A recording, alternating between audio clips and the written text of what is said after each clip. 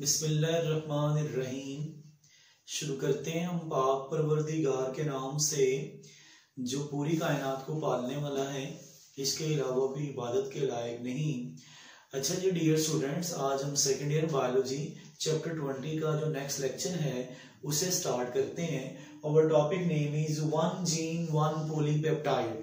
बच्चों last lecture में हम लोगों ने बीडल और टाटम के एक्सपेरिमेंट्स को पढ़ा, जिसमें हमने ये बात सीखी कि जो म्यूटेंट डीएनए है इट्स मीन उसे चेंज किया जाता है और उसमें जो डिफेक्टिव जीन्स हैं उसकी वजह से वो मिनिमल मीडियम में ग्रो नहीं करता।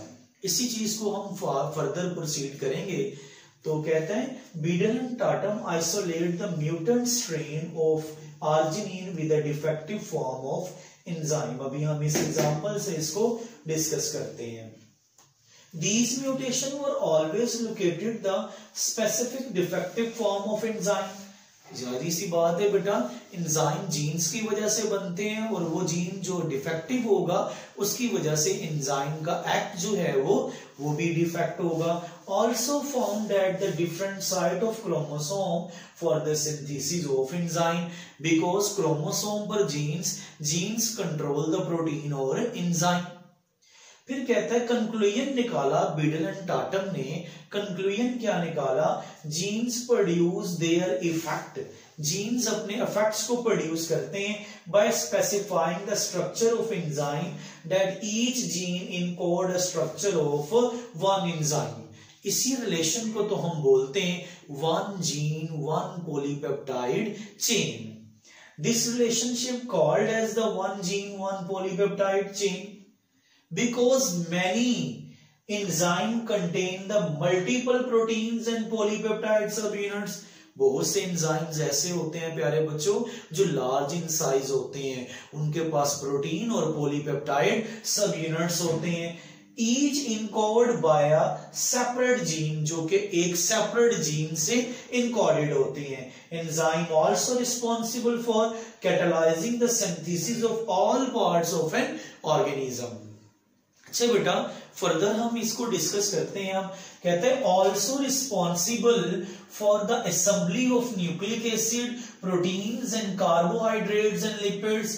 कहता है एंजाइम इस चीज के भी रिस्पॉन्सिबल है कि वो असेंबली करें न्यूक्लिक एसिड की, कार्बोहाइड्रेट्स की, प्रोटीन्स की और लिपिड्स की। अब हम डायग्राम से देख लेते हैं। सपोज बेटा ये हमारे पास एक क्रोमोसोम है। ये क्रोमोसोम में हमारे पास आर्जिनिन ई पहला जीन क्लस्टर है, आर्जिनिन एफ दूसरा जीन क्लस्टर है, आर्जिनिन जी और एच तीसरा जीन क्लस्टर है।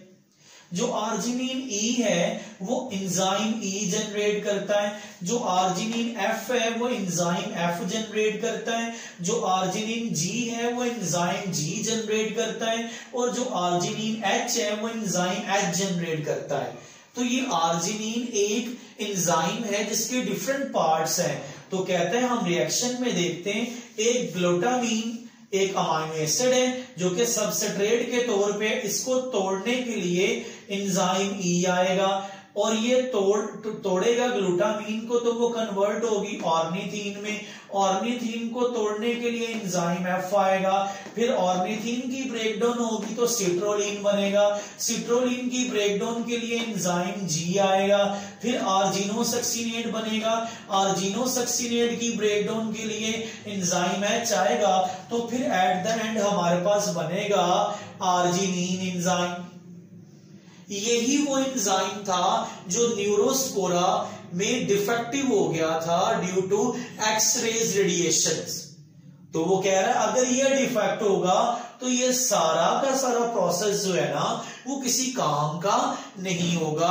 और इसी रिलेशनशिप को हमने नाम दिया था one gene one polypeptide chain. उसके बाद नेक्स्ट हमारे पास एक छोटा सा टॉपिक है, how DNA encodes the protein structure. Generally अगर हम देखें तो डियर स्टूडेंट्स हम जानते हैं जो डीएनए है वो एक डबल स्ट्रैंडेड मॉलिक्यूल है। डीएनए जब सबसे पहले कॉपी करता है तो सिंगल स्ट्रैंड बनाता है जो कि मैसेंजर आरएनए होता है, और मैसेंजर आरएनए बच्चों फर्दर क्या बनाता है? प्रोटीन का स्ट्रक्चर बनाता है। जनरली अगर हम देखें तो डीएनए से मैसेंजर आरएनए का बनना ट्रांसक्रिप्शन कहलाता है और मैसेंजर आरएनए से प्रोटीन का बनना ट्रांसलेशन कहलाता है। खैर नेक्स्ट लेक्चर में हम इसको डिटेल में डिस्कस करेंगे।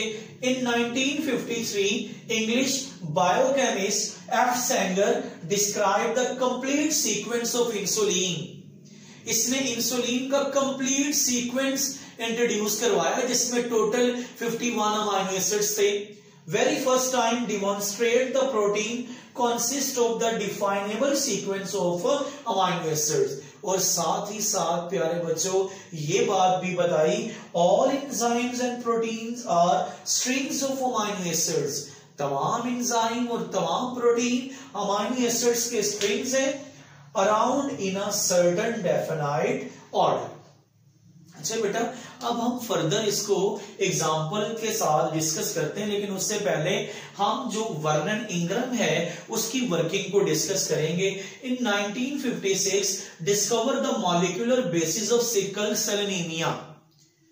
इसने डिजीज सिकल सेल एनीमिया का कंप्लीट स्ट्रक्चर बताया। उसके लिए हीमोग्लोबिन को डिस्कस करना पड़ेगा।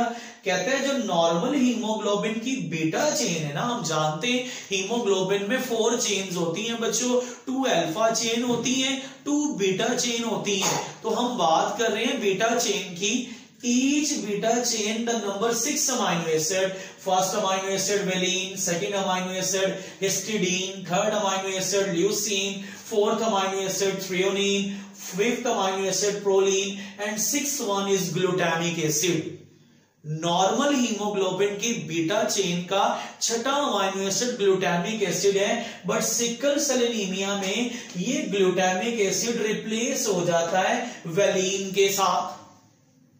जब ये ग्लूटामिक एसिड वेलिन के साथ रिप्लेस होता है तो हीमोग्लोबिन जो है वो कन्वर्ट हो जाती है सिकल सेल एनीमिया की डिजीज में। तो नॉर्मल फंक्शन हीमोग्लोबिन का प्यारे बच्चों क्या होता है, ये ब्लड के अंदर रेड ब्लड सेल्स में ऑक्सीजन की ट्रांसपोर्ट करते हैं। जब ये नॉर्मल फंक्शन नहीं रहेगा सिकल सेल एनीमिया की डिजीज बन जाएगी। सिर्फ ग्लूटामिक एसिड की जगह वेलिन लग जाने की वजह से तो ये अपना फंक्शन प्रॉपरली परफॉर्म नहीं कर पाएगी।